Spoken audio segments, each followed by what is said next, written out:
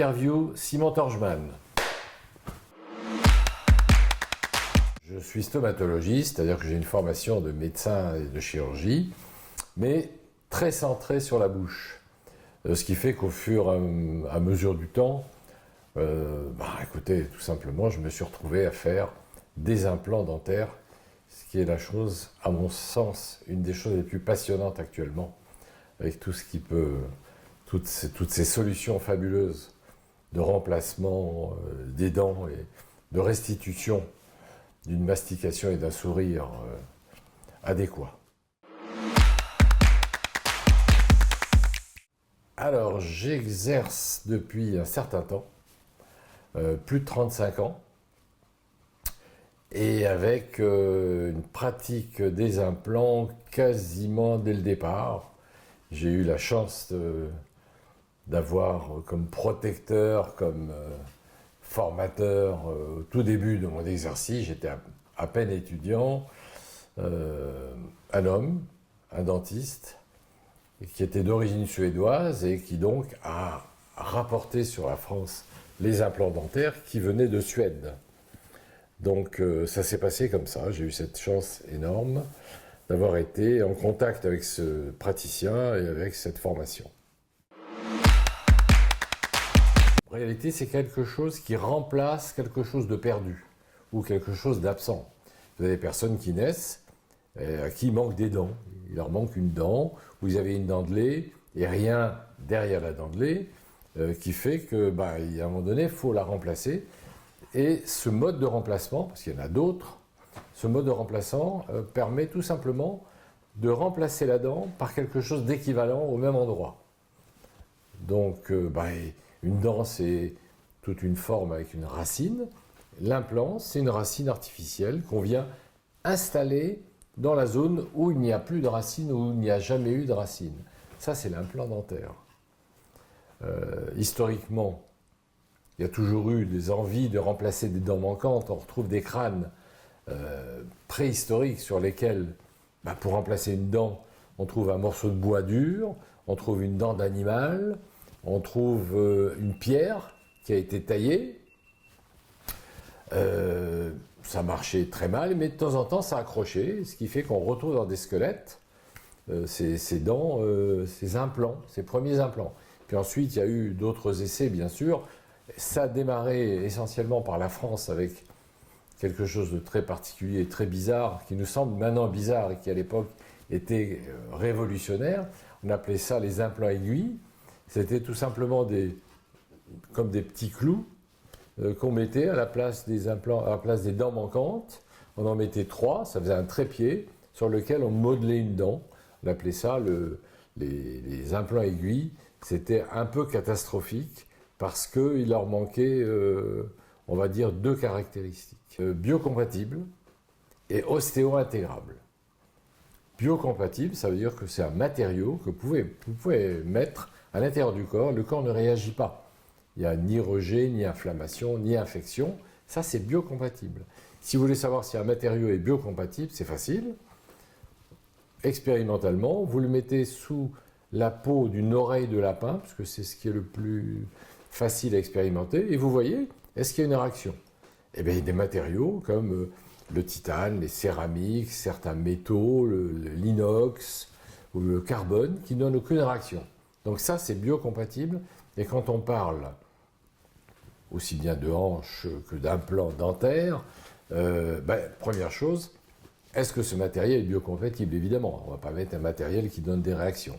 Ça, c'est une première chose. Par contre, la grande innovation qui nous vient des Suédois il y a une 60aine d'années, un Suédois qui s'appelait Bradmark, qui est vraiment le monsieur implant universel, qui a fait des études pendant 10 ans avant de les sortir, c'est l'ostéo-intégration. On ne savait pas que ça pouvait. Lui, il était biologiste, il a découvert ça fortuitement, il étudiait des tibias de lapin, il avait mis une espèce de petit microscope en anesthésiant le lapin à l'intérieur du tibia, puis ensuite en réveillant le lapin, il regardait comment se passait la circulation sanguine. Il a cherché un matériau biocompatible. Le mieux à l'époque, c'était le titane. Et au moment où il a sacrifié le lapin pour récupérer sa loupe qui avait un certain coût, il n'a jamais pu la dévisser. Il s'est dit, mais c'est quoi ce truc-là? Ben, ce truc, c'était tout bête. On s'est aperçu qu'il y avait des matériaux où l'os et le matériau se soudaient intimement. Et on appelle ça l'ostéo-intégration. Il s'est dit, mais qu'est-ce que je peux faire avec ça? Le génie de cet homme, ça a été de dire, pourquoi ne pas l'utiliser pour remplacer les dents manquantes? Et là, ça a été le début extraordinaire de l'implantologie biologique, bien acceptée et réelle. Et lui a très vite arrêté dans ce domaine en disant, bon voilà, j'ai fait cette invention, je l'ai étudiée pendant 10 ans, je vous la donne, c'est fini, vous n'avez plus besoin de moi. Et ce qui était vrai. L'implantologie ensuite a évolué. Mais ce n'est pas la technique, c'est la technologie qui a évolué. On a bien démarré en implantologie, on avait trouvé ce qu'il fallait. Le titane, en fait, ce n'est pas le titane, ce sont des alliages de titane, donc différents métaux, mais surtout du titane, parce que c'est lui qui s'accroche à la mâchoire. Voilà, tout était bien ficelé. Ça aurait pu continuer comme ça, peut-être pendant des dizaines d'années, des décennies, des siècles, je ne sais pas, peu importe. Sauf que, il s'est tout de même passé une chose très particulière en soins, et on va dire peut-être plus encore en soins dentaires, c'est qu'à un moment donné, la population, les biologistes, des médecins, ont dit, mais attendez, vous mettez dans la bouche, on l'appelle des amalgames, c'est-à-dire des plombages. C'est pas anodin, il y a du mercure là-dedans. Et le monde s'est progressivement sensibilisé à ça. Qu'est-ce qu'on met dans la bouche?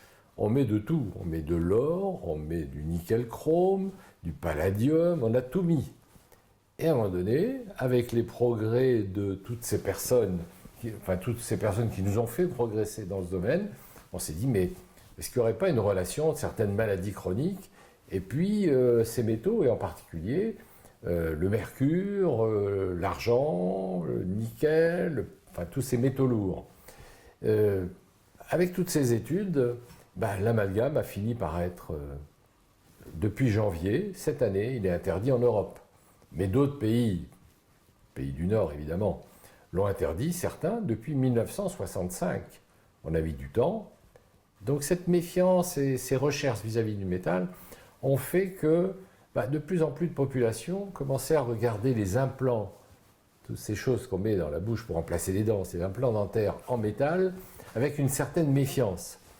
Et on s'est souvenu qu'il y avait un homme, un chercheur, un dentiste, un petit génie d'ailleurs, qui s'appelait Sami Sandaus, qui lui avait proposé une alternative il y a très longtemps, parce qu'il est très sensible aux métaux en bouche, et lui c'est on soigne sans métal.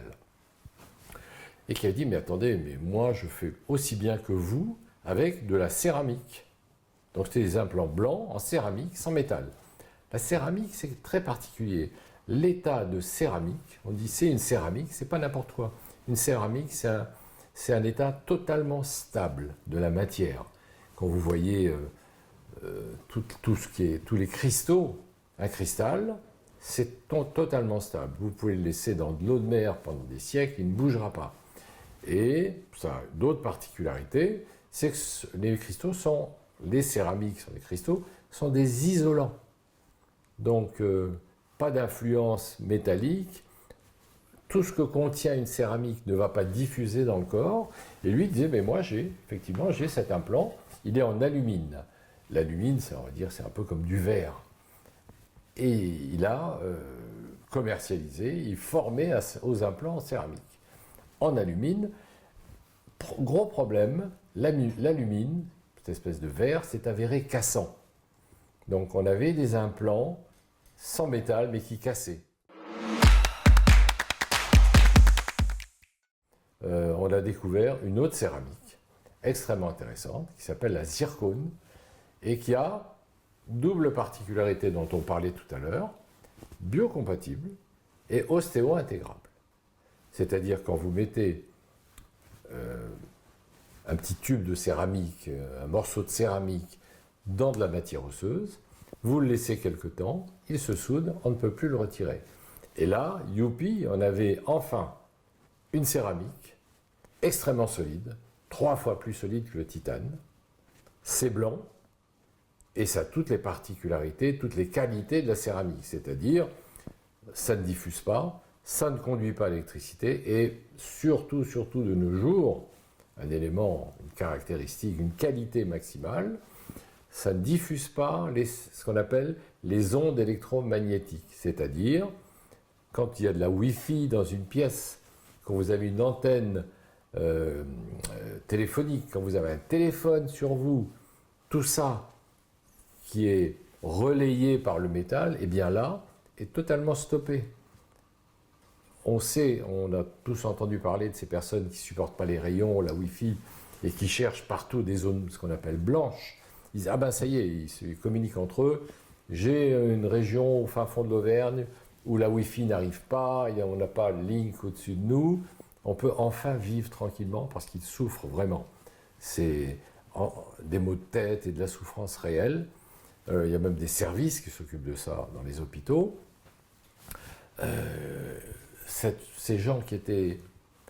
personnes qui étaient relativement rares sont maintenant de plus en plus nombreuses parce que ce qu'on appelle le fog électromagnétique, c'est-à-dire le brouillard dans lequel on vit, est de plus en plus intense.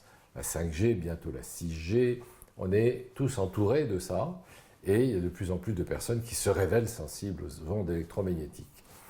Ces personnes, comme tout le monde, ont besoin de soins, et en particulier, en ce qui nous concerne, d'implants dentaires.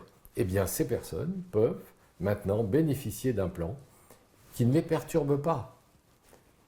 On les retrouve, on les reconnaît souvent parce que ce sont des personnes qui viennent vous dire, écoutez, depuis qu'on m'a mis des implants, et je parle des implants en titane, depuis qu'on m'a mis des implants, j'ai mal au crâne, je ne suis pas bien, je suis fatigué.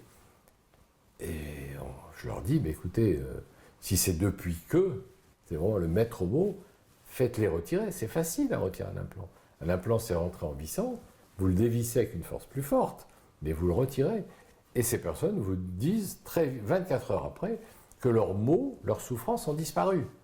Donc, moi, je n'ai pas de souci avec cette idée, parce que je pose des implants en zircone depuis maintenant plus de 18 ans, et on a ces expériences racontées tous les jours. Donc, voilà ce qui s'est passé, une espèce de révolution peut-être lente et à bas bruit, où on voit progressivement, comme on a vu les plombages disparaître et être remplacés par des céramiques ou des composites, on voit progressivement les implants métalliques remplacés de plus en plus, c'est une montée exponentielle, par des implants céramiques. Il y a, je pense en France, peut-être une centaine de praticiens qui posent des implants zircone. Les praticiens qui en posent de façon quasi exclusive ou quasi exclusive, ce qui est mon cas, je pense qu'on doit se compter sur les doigts d'une main. Pourquoi ? Alors, il se trouve, un peu par hasard, quand j'ai fini mes études de médecine, que j'ai fait des études d'homéopathie. J'étais tout à fait contre, je ne comprenais pas cette médecine, et j'ai été réellement très convaincu par ça, ce qui a fait que j'ai travaillé avec on va dire des dentistes holistiques, qui ont une espèce de considération plus générale au niveau du corps, et ces dentistes-là, très vite, ont adhéré à tout ce qui remplaçait le métal. Donc très vite, ils mettaient plus d'amalgame depuis les années 60. Très vite, ils ont évité d'avoir des appareils en métal dans la bouche, où ils cherchaient un métal le moins toxique, sans métaux lourds, par exemple. Donc, quand on a entendu parler des implants zircone, ça a commencé en Suisse, un peu en Allemagne, et très vite en France, parce qu'il y avait ces dentistes-là qui faisaient cette demande-là. Avec mes antécédents homéopathiques, ils m'ont fait cette demande. Ils me disent, mais est-ce qu'on ne pourrait pas voir un peu aller vers ces implants qui seraient sans métal ? J'ai très vite adhéré à ça parce que je les ai trouvés extraordinaires. Des qualités incroyable. Et donc je vous dis, depuis 19 ans, quelques milliers d'implants, je trouve ça fabuleux. Et tous les dentistes à qui je travaillais, qui n'étaient pas dans ce domaine, qui étaient des dentistes, qui avaient une vue médicale, standard, on va dire, commune, ont été très curieux de voir ça et ont adhéré à 100%.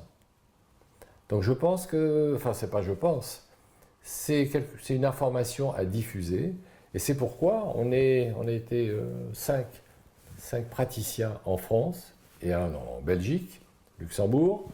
On a créé ce qu'on appelle une académie, l'EACIM, l'European Academy of Implantologie Zircone, mais implantologie céramique, pour diffuser cette bonne parole. Quand on vous retire une dent, ça laisse un espace vide. L'espace laissé par exactement la racine qui est partie va se combler à nouveau d'os voisins qui va venir pousser. Tout va repousser. L'os va pousser, la gencive va venir refermer l'espace et après tout paraîtra normal. Quand on fait des coupes et qu'on regarde ça au microscope, qu'est-ce qu'on voit? On voit qu'il y a autour de l'ancienne racine une matière osseuse comme elle était, c'est relativement solide, calcifiée, et sur la zone où il y avait l'implant, où il y avait la dent, une zone beaucoup moins dense. C'est sur cette zone-là que nous, on va s'installer. Donc, on va aller retrouver l'espace, on fait une petite perforation gentille, sous anesthésie locale, et dans cette zone-là, on va poser un implant qu'on va visser pour qu'il soit un peu mieux tenu, et on le laisse. À ce moment-là, on ne pose pas de dent, on pourrait poser une dent provisoire, mais on ne pose pas, on laisse l'implant. Il est dans une zone qui va vivre, et spontanément, on sait ce qui se passe, parce que c'est une matière ostéo-intégrable. Les cellules osseuses vont venir rejoindre l'implant et se souder intimement à l'implant. C'est un corps étranger, évidemment, que ce soit en titane ou en zircone, c'est un corps étranger. Il est accepté parce qu'il est biocompatible, c'est-à-dire qu'il ne donne aucune réaction extérieure, ni rejet, ni infection, ni rien. Et en plus, il y a un mimétisme. Nos cellules osseuses, le reconnaissent comme si ce sont des cellules osseuses qui sont autour de l'implant.